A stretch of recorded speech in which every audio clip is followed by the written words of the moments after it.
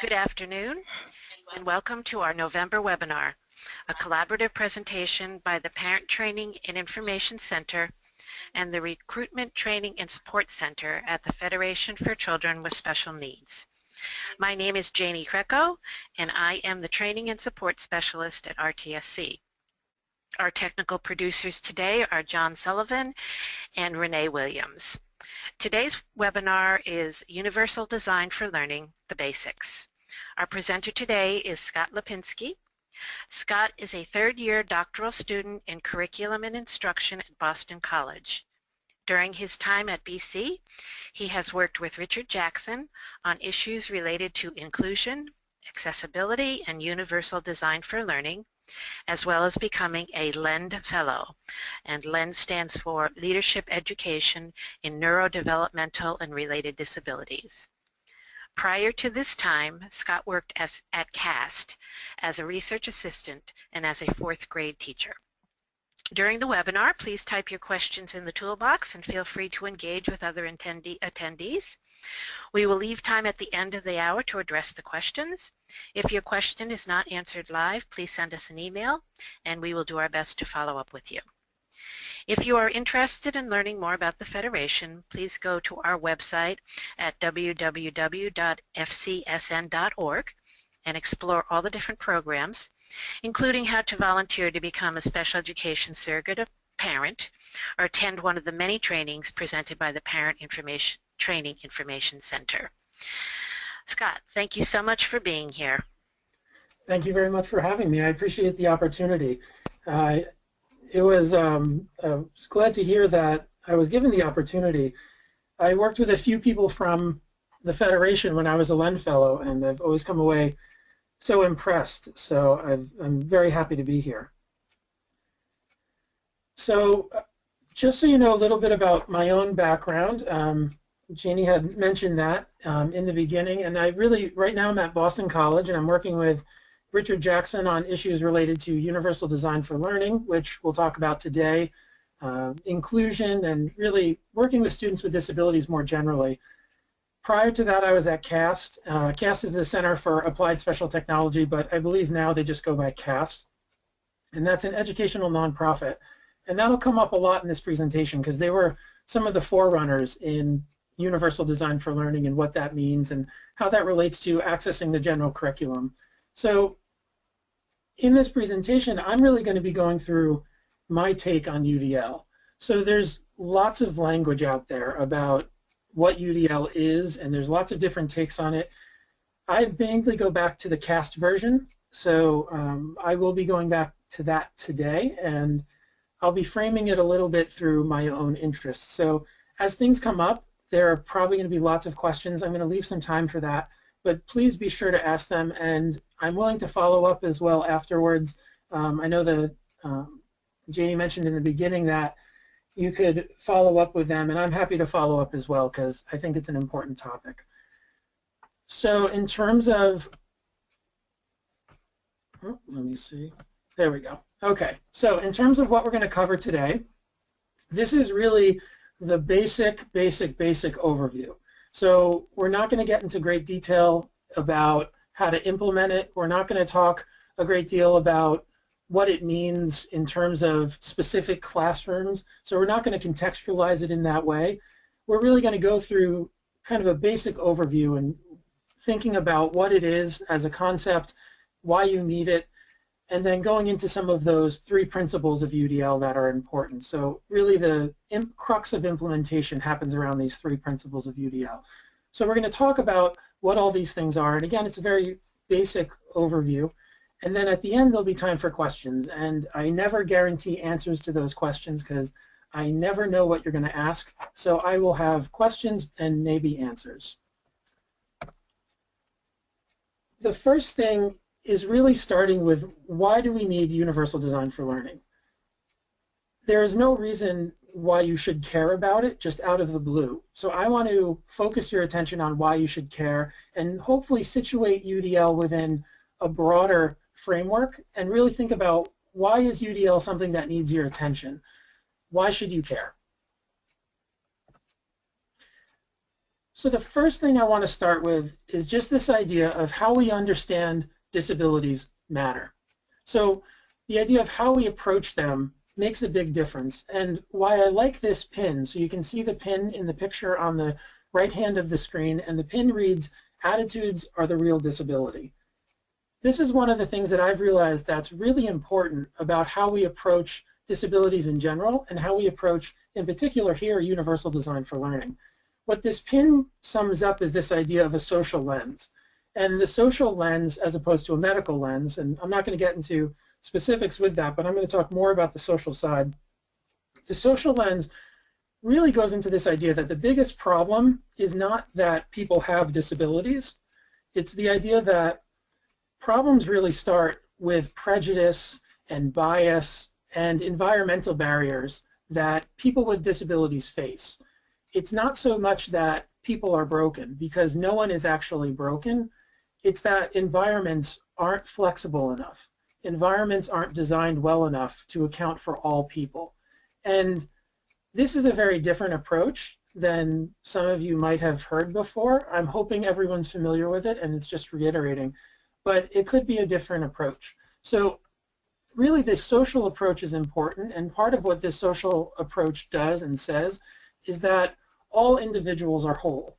And it starts with this assumption. It starts with this assumption that when you go into, in this case for universal design for learning, we think about classrooms. When you go into a classroom, you don't go into the classroom thinking that people are broken, but you go in thinking that everyone has strengths and everyone has weaknesses. You know, all people can learn and no one does it in the same way. That as we're approaching classrooms, we don't want to approach it from a deficit lens. So we don't want to do that. Instead, what we can think about is how disabilities are really this social and environmental interaction, that the environment makes a huge, huge difference in terms of what we do and how we approach disabilities, how we approach learning, and ultimately whether or not we include all students. We'll talk about inclusion a little bit more later and how UDL does and does not fit into that, but really thinking about the environment and getting your attention focused on not so much how do we fix an individual. There's lots of really good things we can do to fix environments instead of saying we're trying to fix an individual. And it's really this point again that expectations matter. So just getting your attention focused on that. And what we want to do in general is I'm always looking for approaches that use more of this social side, that use more of this social lens. And universal design for learning is one of those approaches that comes at this in more of a social way. So when I think about why do we need universal design for learning, well, one of the good reasons is that we need universal design for learning because it helps us approach disabilities through more of a social lens and not thinking about what's wrong with kids, thinking about what's wrong with environments. Moving on to the next slide. The other reason, building off of what I've just said, is that we absolutely can create better learning environments. And that's a really important point. So not only should we, and not only can we conceptualize it, but we actually can create better learning environments. So I want you to think about this picture on the right. And this picture on the right shows what I would consider a pretty traditional classroom. It's a classroom that I see very, very often at Boston College, and it's really a lecture-style classroom. And there's rows of seats, and all the rows are facing the front, facing the teacher. And this type of environment affords certain actions, and it preferences necessarily certain learners. And what you can start thinking about is thinking about what are some potential barriers within that environment. When you look at that, just a physical layout, just the space, what are some of the potential barriers that students might face? And there's a lot that you can think about, because when we're thinking about fixing environments, we have to know what those barriers are. And the first thing you can see is that everyone's in rows. So you can see that the desks are neatly arranged for the most part. Everyone's in rows. All the desks are right-handed. So what does that say for people who are left-handed? They're all seats that are they're all seats that are lined up. There's not a lot of space in terms of if someone has a wheelchair. So where would they go? The style is probably lecture style in terms of how that classroom goes. So what about kids who don't learn socially? What does that mean for them? If it's lecture, what does it mean for a kid who has ADHD? So we can start thinking about what these things are, and we can start thinking about what's going on in this learning environment. And we know ahead of time that we can create better learning environments. And what UDL does, it helps us move from this one-size-fits-all approach. So traditionally, education has been one-size-fits-all, and what UDL says is that we can actually build in lots of different pathways into these environments and lots of flexibility into the environments, which takes that traditional one-size-fits-all approach and turns it on its head.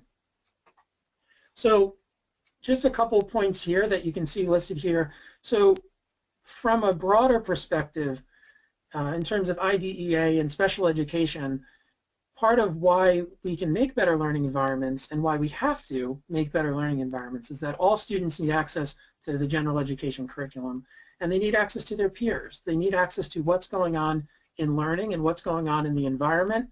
They need access to those things. So this is to, in part, to help them have access. So UDL helps them get that access. I've mentioned sort of that traditional one-size-fits-all instruction and how it really doesn't work for everyone. And I know that for me, I sort of skated through it, and it didn't quite work for me, and I don't have a disability. And we'll talk about how UDL and creating better learning environments isn't just for students with disabilities, but ultimately it's for everyone. We'll talk about that a little bit more. Getting back to that social lens, again, we have to fix schools. We're not fixing people. Our students come to us, and we serve the students that are in front of us. And that's the, if you could walk away with one point, it's that we serve the kids who are in front of us, and we make better environments to do that. So really it's this idea, and we'll get back to this in terms of proactive planning later, but I really think a lot of traditional education has been teaching by troubleshooting. So if you've ever had to troubleshoot something, you'll sort of get that word, you'll get that meaning a little bit. But the idea behind teaching by troubleshooting is that you present whatever you present as a teacher, and then if kids mess up or kids don't get it, you go back and fix it. Well, unfortunately, that doesn't work for a lot of kids, and it doesn't have to be the way it happens. What we can do is we can plan ahead of time. We can make better learning environments. We can make learning environments that work for everyone ahead of time, rather than saying, okay, I presented what I presented, one kid doesn't get it, let's figure out what's wrong with that kid and let's fix it. So trying to think ahead of time to avoid this idea of teaching by troubleshooting. So it really helps us approach the environment in a really different way. You know, so you can get away from this teaching by troubleshooting, and you can get towards this idea of fixing schools and fixing environments, and not just focusing on fixing people, because I don't think that's necessarily the appropriate frame, for my opinion at least. So before we get to UDL specifically, and we'll go into some of those basics, as I said, I just want to reiterate sort of where we've gone. So logically, I want to make sure that this makes sense to everyone. So why do we need UDL? Well, we need UDL because it helps us take this more social approach to disabilities. And I think that's a really important thing to do, because it allows us to approach learners as they are, and it allows us to fix learning environments and make the learning environments better for everyone and better for students with disabilities, both. And then what the last slide was is really this fixing learning environments. So it really helps us make better learning environments that account for all learners. So hopefully you're convinced now going into this slide that you need universal design for learning, and that it's important at least to pay attention to what it might be, because I do think it is an important concept and educational framework to understand. So in this section, we'll talk a little bit about what it is not first. So when you're defining a word and you're doing vocabulary instruction, what really helps is thinking about what things are not as well as what things are. So what we're going to do here is we're going to think about a little bit of what it's not first, because there's some misconceptions out there about what universal design for learning is, and it'll be important to sort of narrow the focus and then define it. So what we'll do is actually define it last. So we'll get to the definition, so bear with me while we get there. The first point I want to make is that universal design for learning, so UDL, and you'll see, of course, I'll be referring it to universal design for learning as UDL quite often. So when you hear UDL, it's universal design for learning, just to make sure everyone's aware of that. Universal design for learning is not universal design, but it does build from it. So in this slide, I want to talk a little bit about this idea of universal design. Now you'll notice universal design does not have the for learning part at the end. It's missing. And that's an important point. It's missing because it's all about physical environments. So universal design is all about physical environments. And universal design for learning, which we'll get to, builds off of those ideas. So it builds from these ideas that I'm going to present now about universal design. So universal design was created by Ron Mace at North Carolina State University.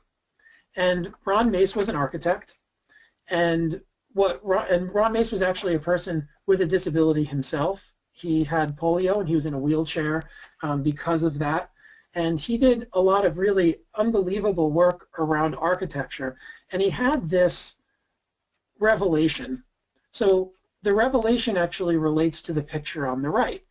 So the picture on the right is an old poster from Easter Seals, and the picture on the right reads, "Getting in has gotten easier, fitting in hasn't." And what Ron Mace did was Ron Mace thought about that concept of what was going on in terms of accessibility and how we could do better than what was there. So in the picture, what you can see is you can see a ramp that's leading up to a school and a student with a wheelchair who's on that ramp. And Ron Mace saw that and said, okay, well, technically, yes, the student can get into the school, and that's great, and that's wonderful. That's a great start. However, does it allow them to actually fit into those environments? And Ron Mace said, no, it doesn't allow them to fit in part because that environment's not really for those people. It's not really for people with disabilities. The environment's actually designed for people without disabilities. So it's not designed for people with wheelchairs. However, Ron Mace looked at that idea and said, well, we can create buildings that are universally designed. So he said, we can create buildings that are accessible from the start. We don't have to retrofit buildings. We don't have to put on ugly concrete ramps. We don't have to make things just, basically this, architecture by troubleshooting, to use the teaching by troubleshooting idea.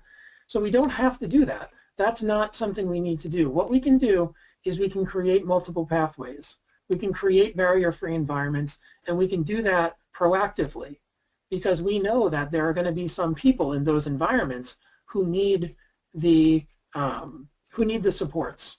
And if we know that they need the supports ahead of time, then we can build those supports ahead of time.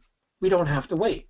So just to give an example of universal design in action, I want to use the classic example of curb cuts.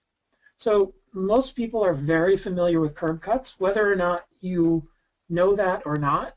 Curb cuts, when you go to a grocery store, which is a great example, if you go to a grocery store, you'll notice that there are certain cutouts in the curbs. And you've probably used them to push your shopping cart over in the past, but those curb cuts weren't actually created for you. So the curb cuts have nothing to do with the kindness and generosity of the grocery store helping you get your cart across the curb. They actually have to do with people with wheelchairs. So people with wheelchairs need access to buildings, and curbs used to be created just as curbs. And how would someone with a wheelchair get over that? Well, what they did instead was they said, we can just build in curb cuts, and it's not a problem. People with wheelchairs have access just like everyone else. So when you use a curb cut, you're using something that was designed for everyone. It was designed to be accessible from the start. That's an important point. it's not only designed to be accessible from the start. In addition to that, everyone can use it. Everyone can take advantage, and it actually winds up helping quite a few people other than just the people who might need it. So someone in a wheelchair might need a curb cut, and that's great, and they should use it. But you can also use that curb cut. So as you're entering the grocery store or leaving the grocery store and you have a cart, you can use that as well. So it's this idea that what is essential for some is good for all. So universal design, again, we'll get to universal design for learning later. So this last piece has been really about universal design, but there are bigger concepts that you'll see flow through universal design for learning as well.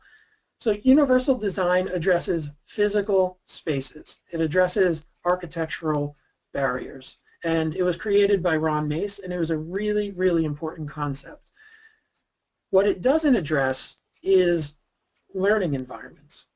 So what universal design does not do is talk about cognitive space, in a sense. It doesn't talk about classrooms.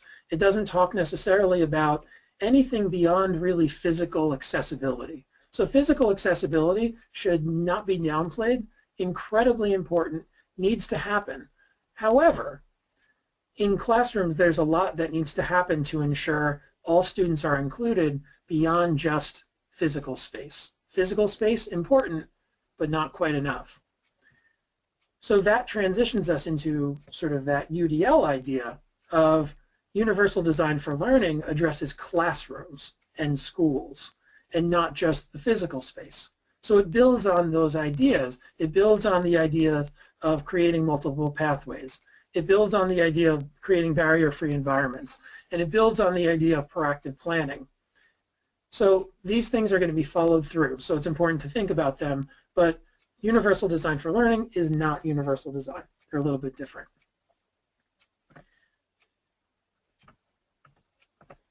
In addition, universal design for learning is not inclusion.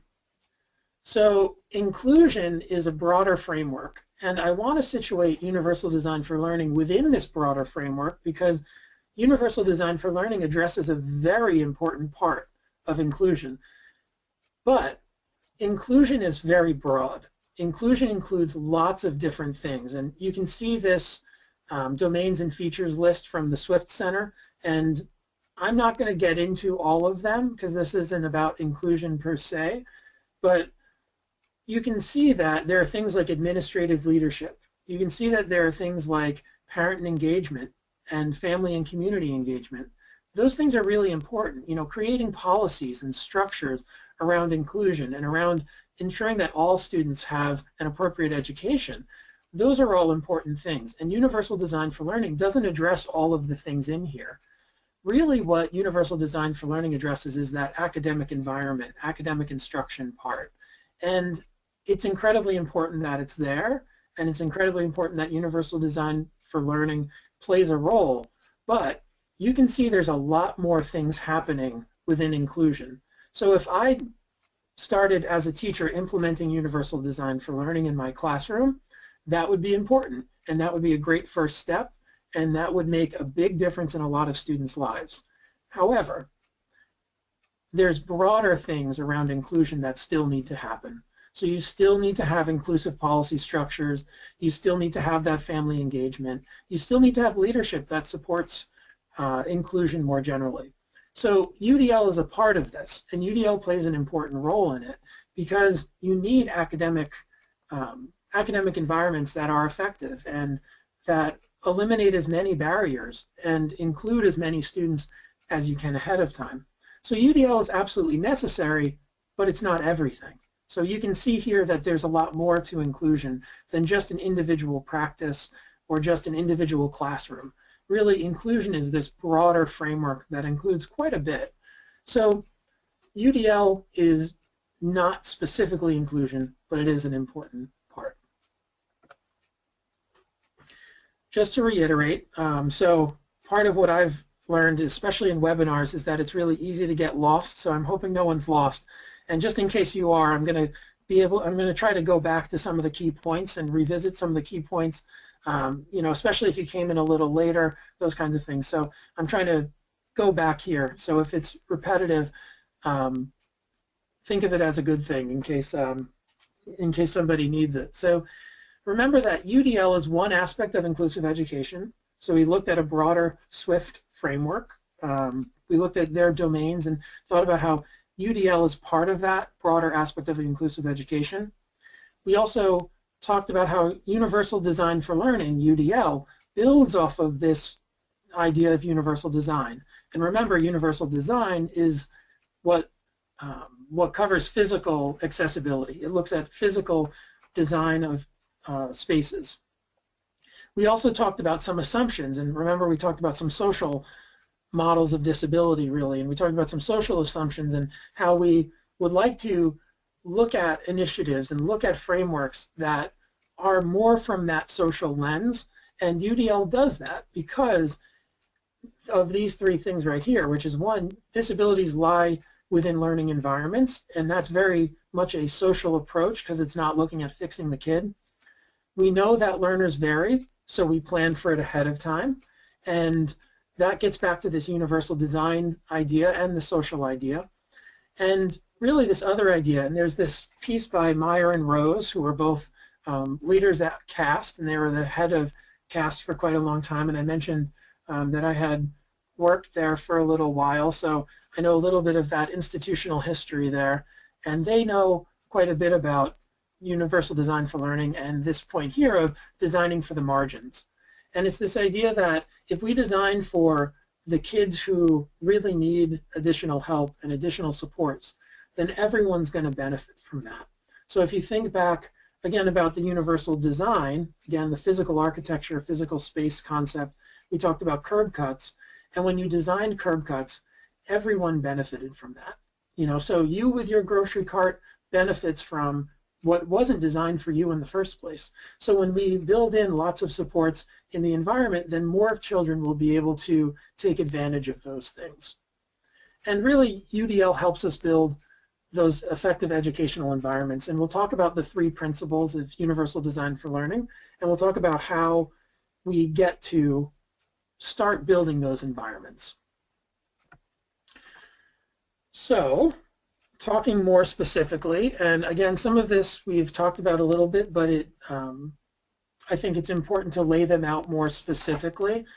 So laying out these things more specifically, Universal Design for Learning is an educational framework, and it's created by CAST, which we've mentioned, and it can help you design learning environments that are effective for all learners.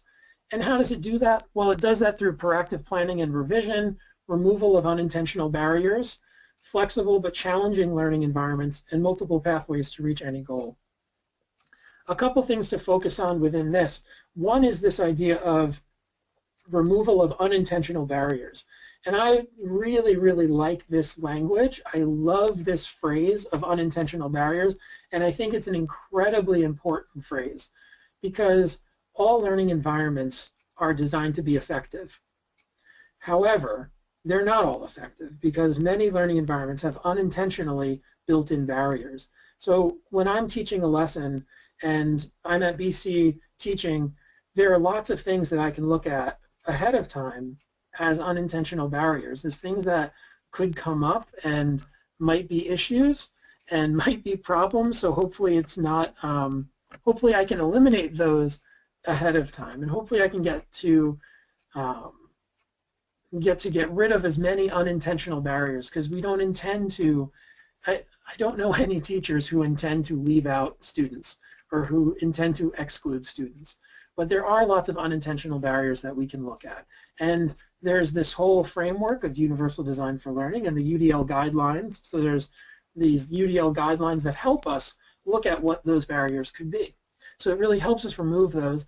And then the other thing I really wanted to focus on was this idea of flexible but challenging learning environments. So it would be a disservice to students to make learning not challenging. We want to always make learning challenging. We want learning to be pushing students. It should always be pushing students, and we can create environments that are flexible and have lots of supports, but still push student learning. So it still needs to be challenging. And Universal Design for Learning doesn't say, let's just make this easy. It says, let's keep this challenging, but put in the appropriate supports so students can actually meet the goals we want them to meet.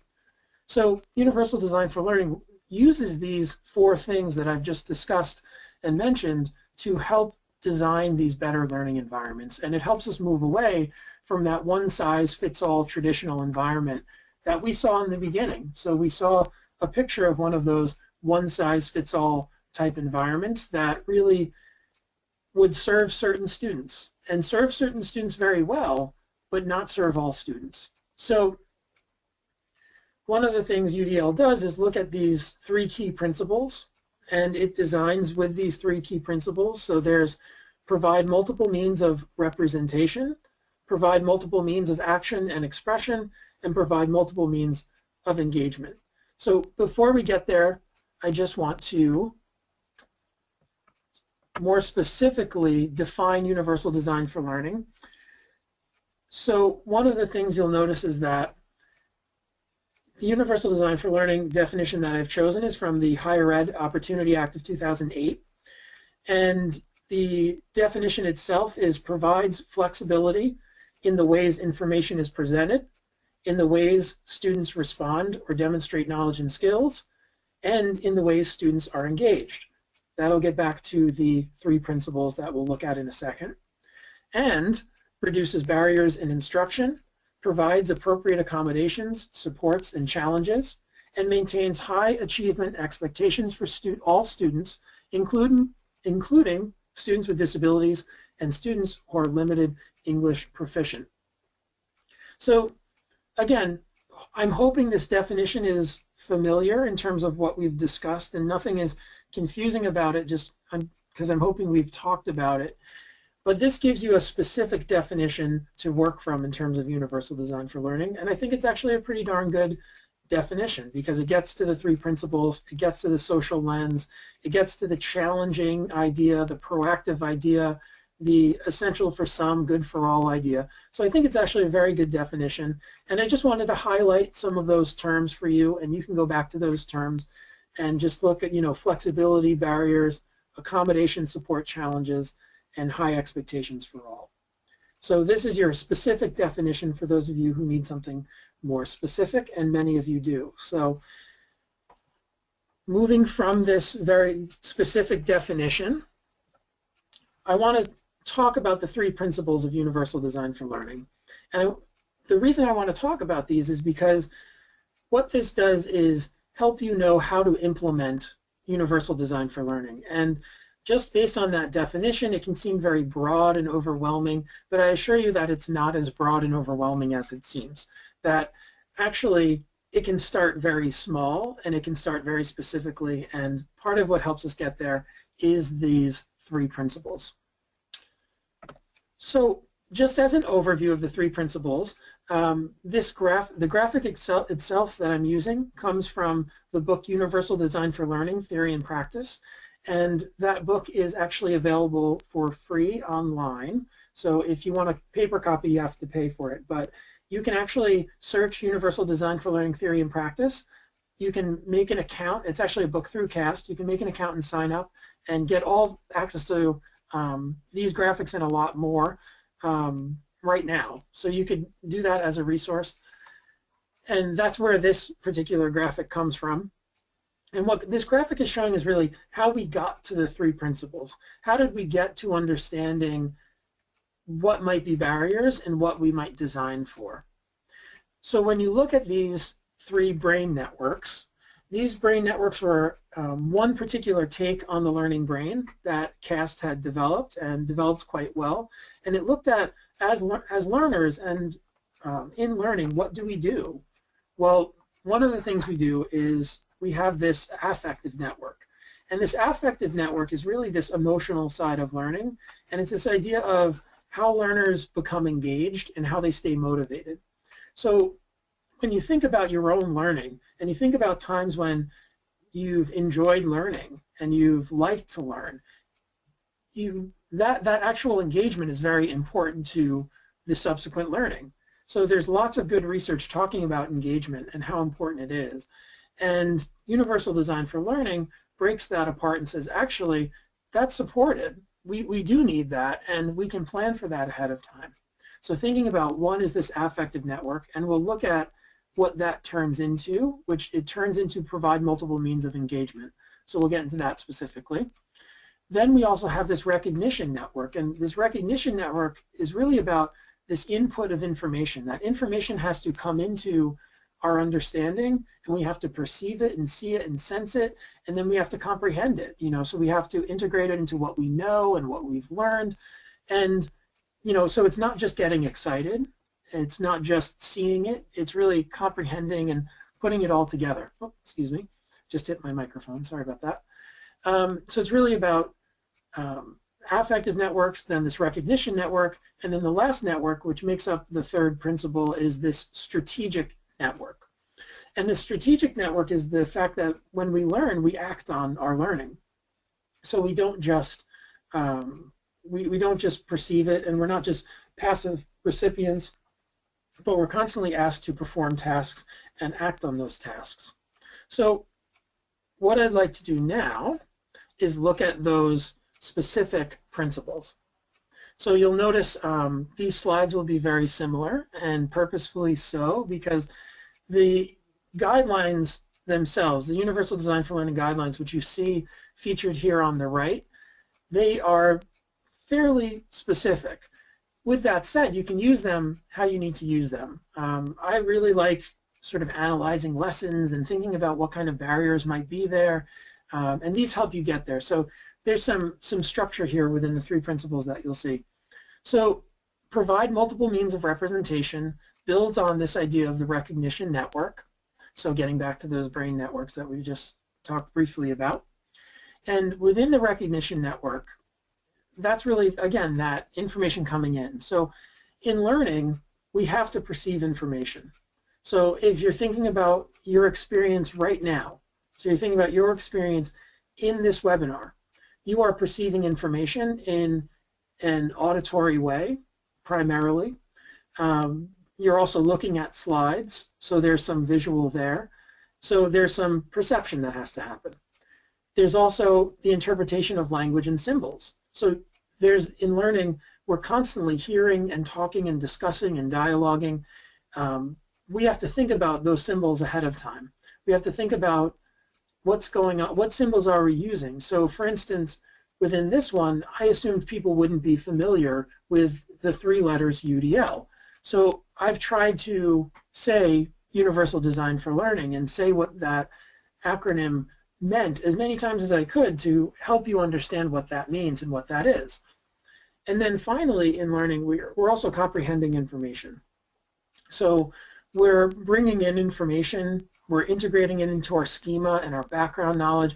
And again, these are all places where teachers can help, and teachers can have a big influence, and designers can have a big influence on what happens. So the important point here, of course, is that we don't do all of these things in the same way. So I perceive information, I interpret language and symbols, I process and comprehend information differently than anyone else might.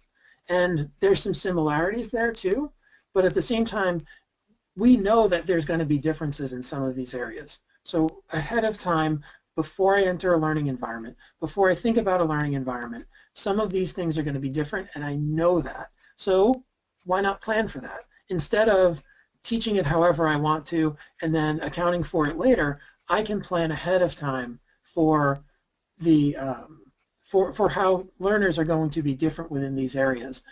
So the Universal Design for Learning guidelines talk about some of those things. So it talks about things like offering ways of customizing the display of information and clarifying vocabulary and symbols and illustrating through multiple media and activating background knowledge. Right? These are all things that teachers can do and build into an environment to help students. Teachers might not do all of them, or designers in some case might not design them into a learning environment, but understanding what the content is, what the context is, and building in as much support as you can ahead of time is important. The next one is this strategic network, and again, this is this action and expression. So within learning environments, we also act, right? We actively move within it, within the physical space, and we create products. We express ourselves and we communicate and dialogue with others. We also have to plan what we do in that environment, and we have to plan how we act and what are we going to do. So there's this executive functioning part, and executive functioning is an important part as well, to think about sort of how we set goals and how we plan and strategize. Well, by this time you're not surprised, but we don't do these things in the same way. So when we think about action and expression, I don't act on my environment. I don't express my knowledge in the same way that you might. I might really enjoy writing. You might like making a video. There's lots of differences in how we might do that. Again, if we know that there's going to be differences, if we know that ahead of time, then plan for it. And that's, again, part of that big idea. Design it in. So if you know that it's going to be something that learners will need, try to design that in from the start, and design that in so all learners have access to those supports. Because I might not be labeled with a disability. I might not have an executive function, a disability that impacts my executive functions, but I might really benefit from some help setting goals. Or I might really benefit from support in planning and strategy. I might really benefit from just helping me monitor my own progress and what I do. So there's lots of different supports that can be built into learning environments, lots of unintentional barriers, to go back to that word, lots of unintentional barriers that can be removed for students meeting the goal. Again, you might not need to design all of these things into it. So you will likely need some of them, but it really depends on the context, and it depends on the content that you're teaching. So that really makes a big difference. So the idea of expression and communication, providing multiple tools for construction and providing multiple tools for composition might be more important within some content areas than others, but trying to build in as much as possible is very important.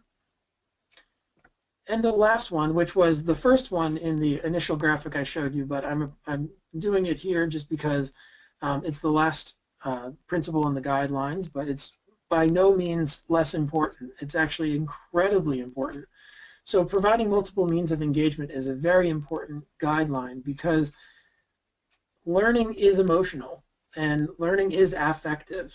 So in learning we have to pay attention, right? And we have to keep trying, and we have to regulate how we feel and how we're emoting, right? We have to regulate how we're learning, and what do we do when things go wrong? And we know in a lot of ways, let me back up. So when we look at this principle, something like interest, it's actually really easy to see how providing multiple means would be really important, because how many people are interested in the same things? If you've ever been in a classroom, you know ahead of time people are going to be interested in different things. That's really obvious. We know that people are going to have different goals. We know that they're going to be challenged by different things. They're going to engage in the community in different ways. They'll have these different feelings of belonging in the classroom. There's lots of things that we know ahead of time. So if we know them ahead of time, as you're expecting hopefully now, we can plan for them. We can build them into the environment.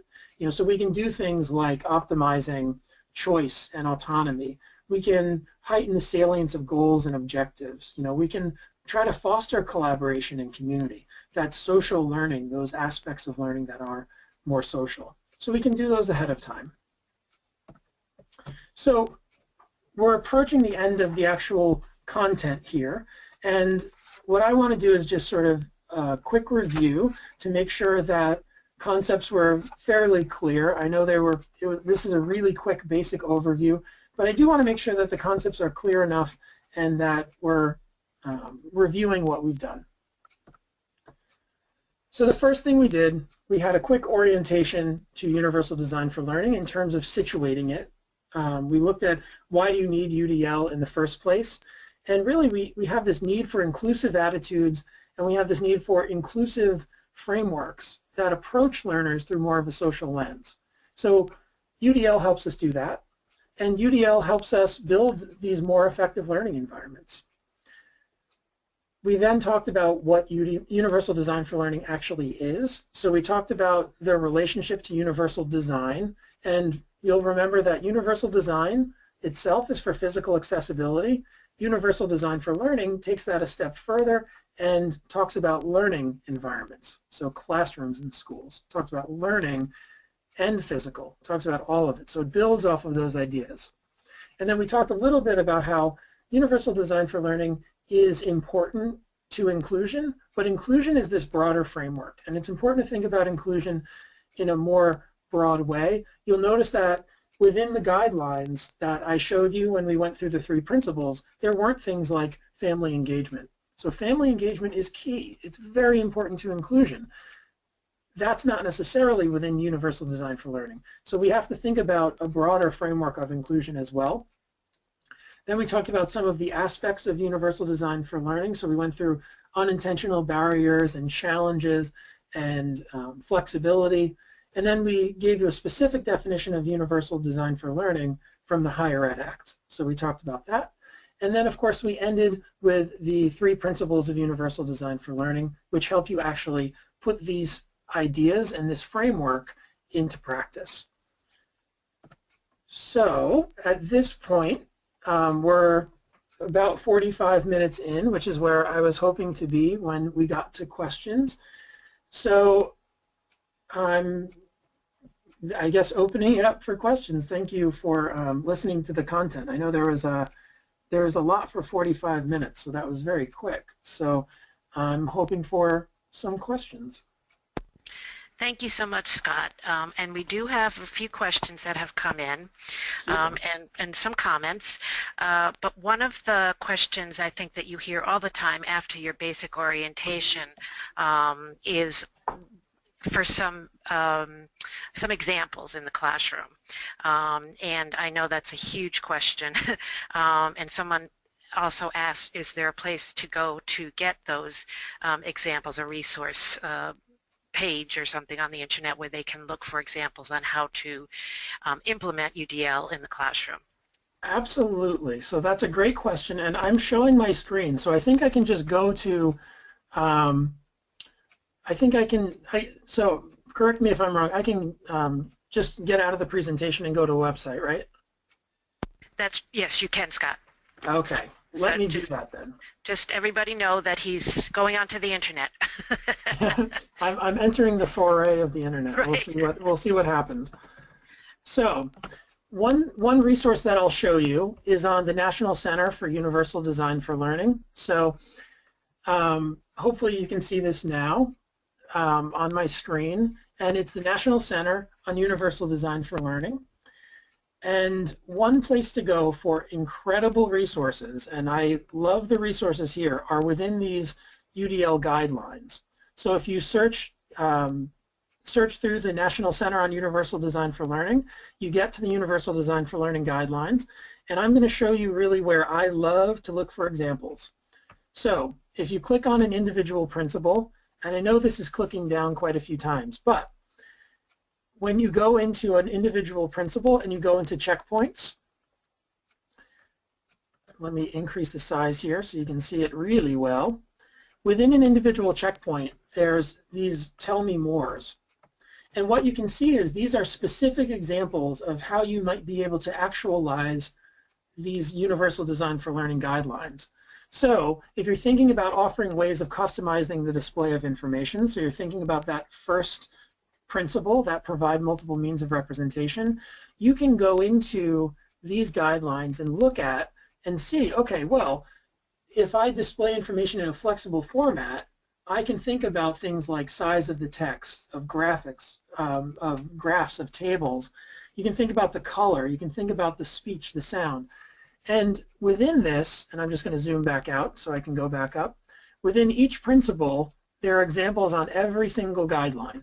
So if I go to one at the very, very end of them, thinking about self-assessment and reflection, there's some options in the Tell Me More.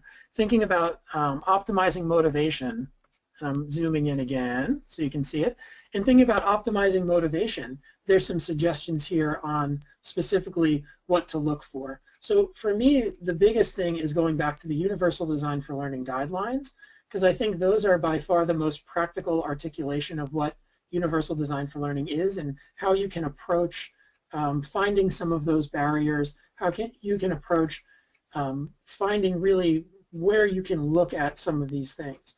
I also don't want to say that it's everything, because the Universal Design for Learning guidelines do a heck of a lot, but it still might not answer everything in terms of implementation, because I just want to make sure that I get the point across that implementation will be very much personal and very much within your classroom and within your context.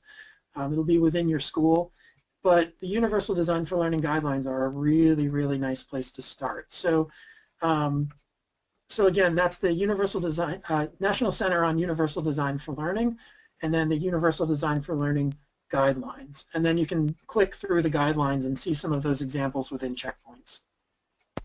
So thank you, Scott. I haven't actually gone to that particular website to go through it, but one of the questions was about for kids with attentional issues, would there be an easy place to find out some guidelines for particular, I guess, centers of disability? I know it's not disability oriented, but I think that's the question that came in. So that's one of the challenges of the guidelines. So the guidelines doesn't go back to specific disabilities. It's based off of many different, a lot of research on disabilities, but it's not necessarily based on specific disabilities. So if you were looking for suggestions specifically for ADHD and Universal Design for Learning, I don't think it's out there right now. What you could do, though, is you could think about what are the things that the student is struggling with. So if I'm thinking about ADHD, one of the things that I would think a lot about is executive functioning in terms of goal setting and planning and strategy development. So executive functions would fall under the second principle, the provide multiple means of action and expression. And there are some suggestions there, but there aren't going to be the specific pathways to say, here is this particular type of disability and here are the supports. So unfortunately, that doesn't exist at the moment, but I'm hoping that you could think about how some of those challenges that the student might have and how they can be, think about some of the functional implications, I guess you could say. So for a teacher in a classroom who doesn't have the mindset of UDL, and another question came through about social and emotional learning.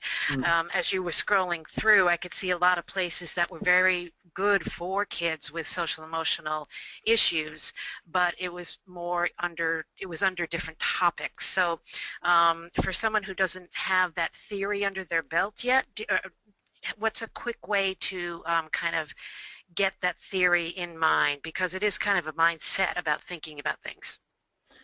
It absolutely is. I agree with that. And I think it's, I personally always struggle in terms of thinking about where some of these fit in.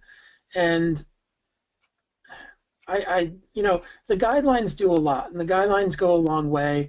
So for social emotional learning, those students will have a lot of challenges in the classroom, and there are going to be a variety of challenges because those students vary so much. There's a lot of difference there.